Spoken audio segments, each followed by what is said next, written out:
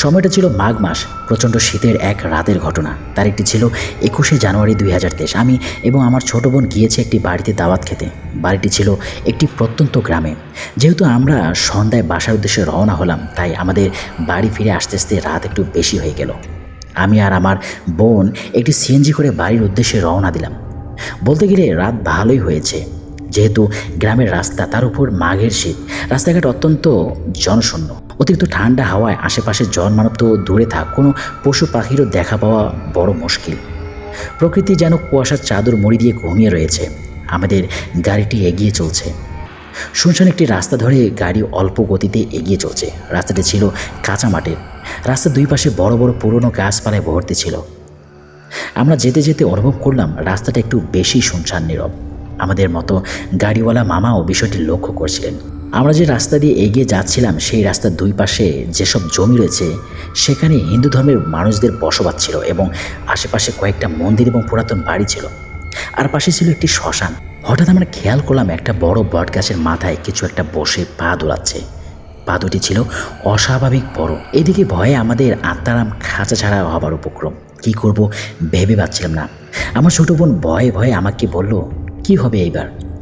আমরা তিনজন দোয়াদুত পড়তে শুরু করলাম। গাড়িওয়ালা মামা গাড়ি সর্বোচ্চ গতিতে চালাচ্ছিলেন, কিন্তু গাড়ি যেন এগোতেই যাচ্ছিল না। যাই হোক, আমরা কোনো রকমের জায়গাটি পার করে আসলাম। তখন মনে হচ্ছিল আমরা মনে হয় বেঁচে গিয়েছে, কিন্তু না, আমাদের জন্য অপেক্ষা ছিল বড় আরেকটি বিপদ। আর একটু সামনে যেতেই আমাদের চোখে পড়ল একটি পুরাতন মন্দির, যার পুরো শরীর একটা বট গাছের শেকড় দিয়ে আষ্টে পৃষ্ঠে জড়িয়েছিল। এমন সময় আমরা দেখতে পেলাম এক বৃদ্ধ লোক আমাদের দিকে ইশারা করে হাত নাড়ছে। আমাদের তিনজনের বুঝতে বাকি রইল না এ আরেক মহাবিপদ। হঠাৎ করে সেই লোকটি গাড়ির সামনে চলে আসলো এবং আমাদের তীব্র গতিতে এগিয়ে চলা গাড়ির সাথে ধাক্কা খেল। কিন্তু এ কি, লোকটি যে কিছুই হলো না, বরং সে হাওয়ায় মিলিয়ে গেল। তীব্র গতিতে এগিয়ে চলছে গাড়িটি। পেছন থেকে কেউ ভারী কণ্ঠে চিৎকার দিয়ে বলল, এবারের মতো তুই বেঁচে গেলে। আমরা সবাই চিৎকারটির উৎস খুঁজতে পিছনের দিকে তাকালে যে দৃশ্য দেখলাম, তার জন্য আমরা কেউই প্রস্তুত ছিলাম না। সেখানে আর কোনো বৃদ্ধ লোক নেই, বরং রয়েছে এক বিভৎস চেহারা অবয়ব, যার চোখ ছিল টকটকে লাল, যেন চোখ থেকে রক্ত ঝরে পড়ছে।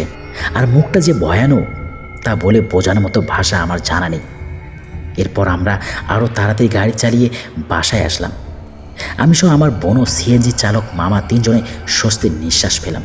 আমাদের খাঁচা ছাড়া আত্মারাম যেন খাঁচায় ফিরে এলো। এরপর চালক মামার ভাড়া মিটিয়ে দিয়ে আমরা বাসায় ঢুকে গেলাম। এই ঘটনার পর আমার এবং আমার বোনের 7 দিন জ্বর ছিল। ধীরে ধীরে আমরা সুস্থ হয়ে উঠি। পরবর্তীতে আর কখনো আমরা রাত করে কোনো নির্জন এলাকায় ভ্রমণ করিনি। এই ছিল ছোট্ট দুইটি ঘটনা। কেমন লেগেছে অবশ্যই তা কমেন্ট বক্সে কমেন্ট করে জানিয়ে দেবেন। আপনারা যদি এই চ্যানেলে নতুন হয়ে থাকেন, তাহলে অবশ্যই চ্যানেলটিকে সাবস্ক্রাইব করবেন। নতুন ঘটনা শোনার আমন্ত্রণ জানিয়ে আমি এখানে বিদায় নিচ্ছি। দ্য মোস্ট ইম্পর্টেন্ট টিউন, ভূত 92।